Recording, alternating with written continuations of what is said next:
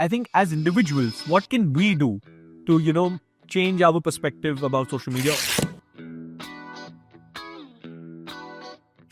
I had read this quote at one point of time, and I really love it. The key to know the world is to know yourself. If you know yourself well, then jealousy, FOMO, all of these things won't happen. But the pressure aspect of it goes hand in hand with motivation for me. Like if I'm on Instagram, I'm scrolling, and let's say I see a friend who's in the gym. I am now inclined to want to go myself. So yeah, it is pressure to keep up. Birthday party, and she wanted to go for it, but it was late at night, and she needed someone to drop her back home after the party. No, stop. She tells her mom that Jeet will be with me. Jeet didn't know I had to be with her. So on that day, and I had to go pick her and drop her home because it was late at night.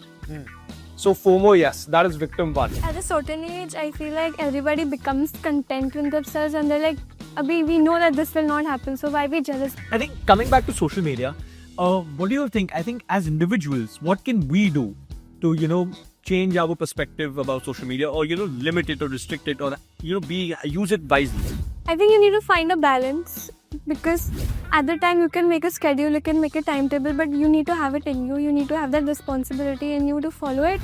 And then if you find Instagram page, some certain pages that really help you in your studies, doom scroll them. Don't doom scroll the Smart voice. Hello? Madam Nandini. Yeah, so I have this feature on my phone called the screen time. I think it limits your screen time. Okay.